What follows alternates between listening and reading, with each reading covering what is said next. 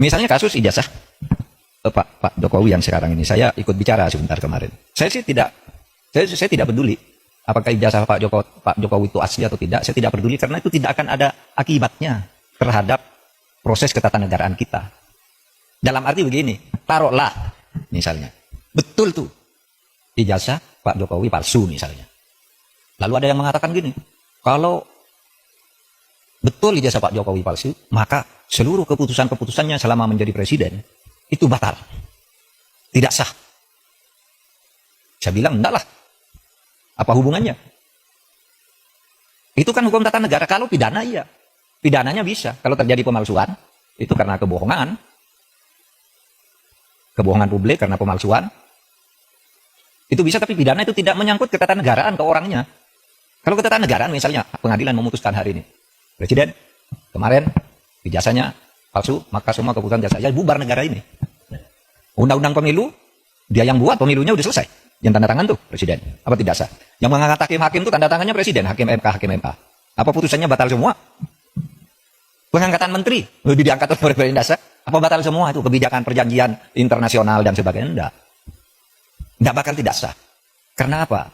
Kalau pendekatannya hukum tata negara dan hukum administrasi negara, itu dalilnya itu keputusan yang sudah dibuat secara sah oleh kedua belah pihak, itu harus dijamin kepastian hukumnya. Yang saya katakan begini, ada yang tanya juga, Pak Mahfud, Anda kok nggak ikut-ikut nih? Ikut dalam gerakan menggugat ijazahnya Pak Jokowi. Saya nggak punya kepentingan. Apa? Kepentingan saya nggak ada. Makanya itu ditolak. Ditolak oleh pengadilan tuh bukan karena pengadilannya salah. Gini, mari saya jelaskan. Biar nanti saudara, kalau mencari celah ngatur pelanggaran presiden yang terlanjur terjadi itu, di undang-undang kepresidenan mau diatur bagaimana.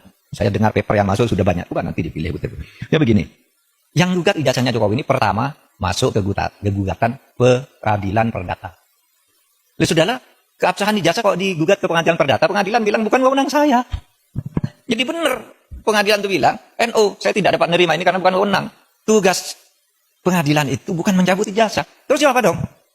Lagi pula, kalau perdata itu ya, seperti teorinya perdata itu yang menimbulkan hak dan kewajiban, orang bisa melakukan gugatan perdata kalau ada perjanjian kontrak di antara kedua pihak, di mana yang satu tidak memenuhi syarat.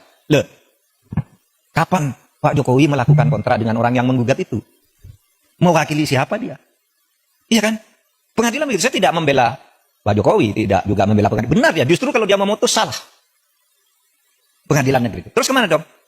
Nggak ada kan? Pihak yang dirugikan siapa secara perdata? Siapa yang perdata itu kan pribadi dan badan hukum privat. Oh kalau gitu pindah ke PT UN. PT UN juga menyatakan tidak bisa menerima. Kenapa? Kalau saya dinyatakan mencabut ijazah tidak sah, seharusnya Anda minta. Kalau mencabut ijazah itu minta ke UGM.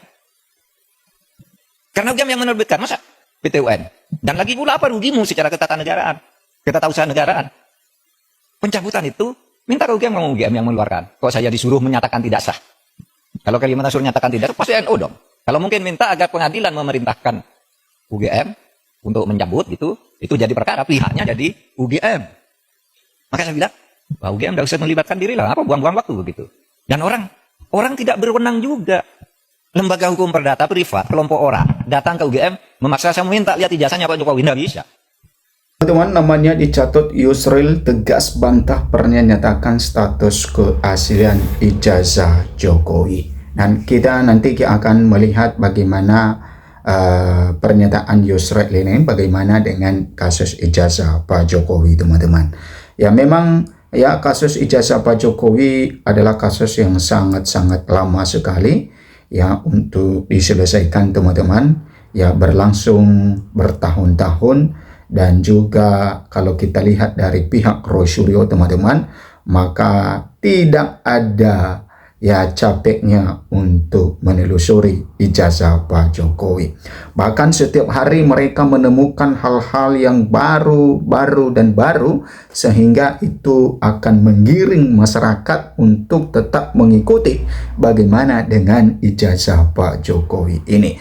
Nah, kalau kita melihat juga ya dari pihak Pak Jokowi tetap bersikeras untuk tidak menunjukkan ijazahnya di hadapan publik kecuali di pengadilan. Dan ini yang sering disampaikan oleh Pak Jokowi bahwa nantinya akan menunjukkan ijazahnya di pengadilan. Nah, yang menjadi pertanyaannya adalah pengadilan itu kapan dilaksanakan? Kenapa?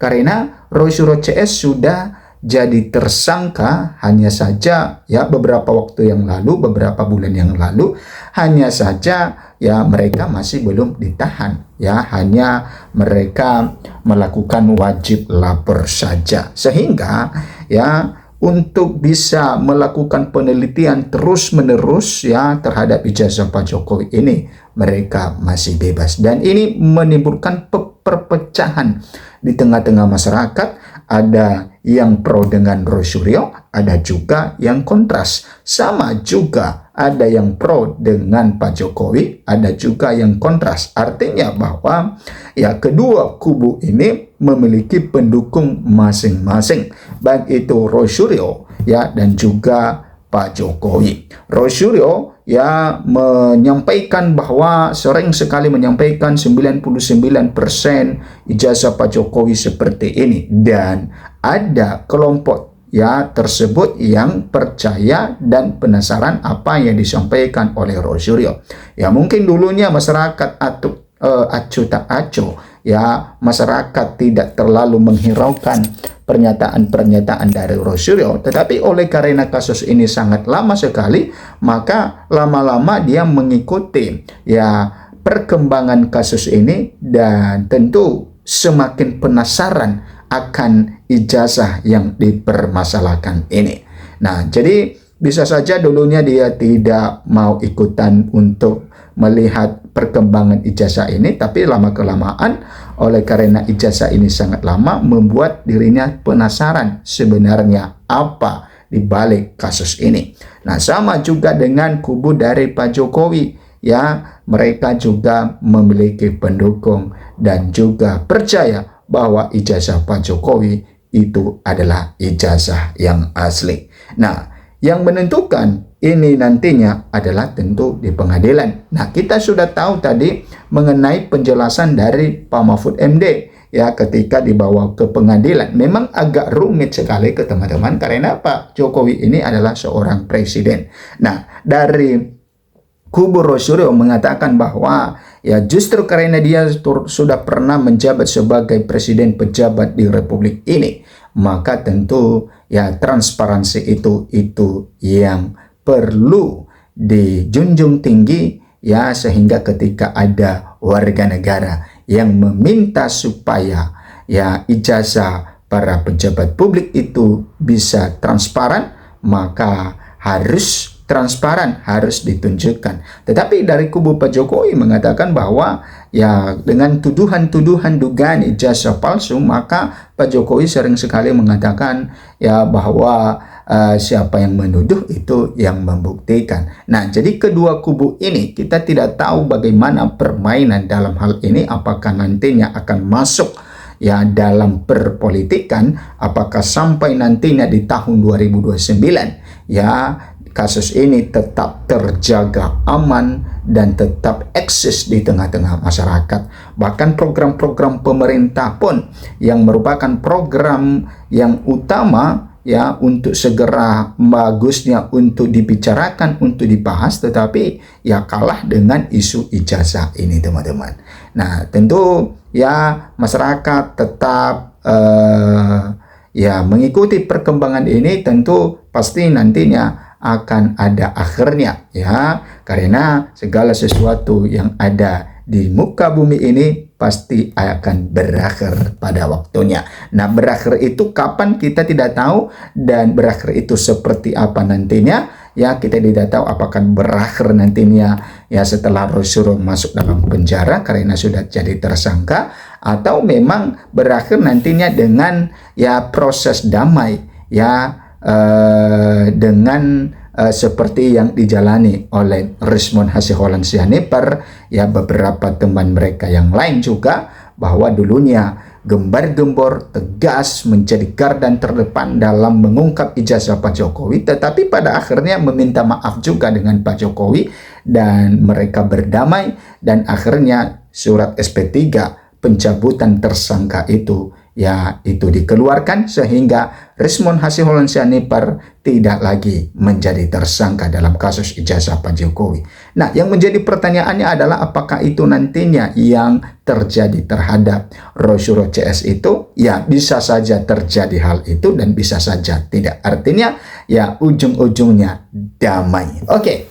Di sini dikatakan teman-teman, polemik lama mengenai ijazah Presiden ke-7 RI Joko Widodo kembali mencuat ke permukaan. Kali ini isu tersebut menyeret nama Yusril Iza Mahendra setelah beredar klaim yang menyebut dirinya pernah memberikan pernyataan terkait keabsahan ijazah tersebut secara hukum.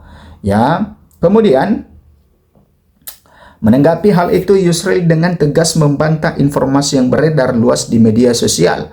Ia menegaskan tidak pernah mengeluarkan pernyataan yang menyebut ijazah Presiden Jokowi sah atau tidak sah dari sudut pandang hukum.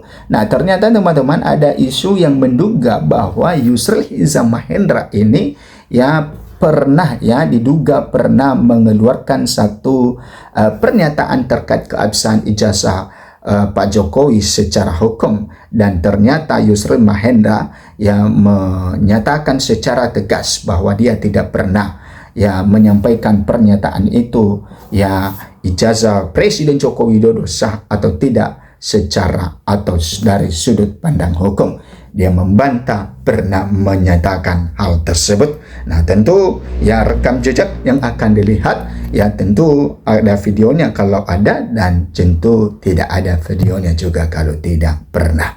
Oke, menurutnya narasi yang mencatut namanya tersebut tidak benar dan berpotensi menyesatkan publik. Yusril menjelaskan bahwa dirinya tidak memiliki otoritas untuk menilai dokumen pribadi seseorang, termasuk ijazah milik seorang kepala negara. Ia menilai bahwa penilaian semacam itu bukan ranahnya sebagai ahli hukum tata negara, melainkan menjadi kewenangan lembaga yang berkompeten dan berkepentingan langsung. Ia juga menyoroti maraknya penyebaran informasi yang tidak diverifikasi dengan baik di era digital. Ya, teman-teman, kita tahu bersama bahwa Yusril Iza Mahendra ini yang merupakan salah satu kabinet di pemerintahan Pak Prabowo Subianto. Menurut Yusril, masyarakat perlu lebih berhati-hati dalam menerima informasi, apalagi jika berkaitan dengan tokoh publik dan isu sensitif. Ia mengingatkan bahwa penyebaran informasi yang tidak akurat dapat memicu kesalahpahaman yang meluas. Sebelumnya beredar unggahan di berbagai platform di digital yang mengklaim bahwa Yusril telah memberikan legitimasi hukum terhadap ijazah Pak Jokowi. Unggahan tersebut kemudian menyebar dengan cepat dan memicu berbagai reaksi dari masyarakat. Namun Yusril memastikan klaim tersebut tidak berdasar. Yang mengenai isu mengenai ijazah Presiden Jokowi sendiri memang bukan hal baru. Dalam beberapa tahun terakhir, topik ini kerap muncul dan menjadi bahan perdebatan di ruang publik. Meski demikian, jumlah pihak terkait termasuk aparat penegak hukum telah memberikan klarifikasi mengenai keaslian dokumen tersebut. Dalam konteks ini, Yusril menilai pentingnya membedakan antara opini pribadi dan fakta yang telah diverifikasi. Ia menegaskan bahwa setiap pernyataan yang dikaitkan dengan dirinya harus memiliki dasar yang jelas dan dapat dipertanggungjawabkan.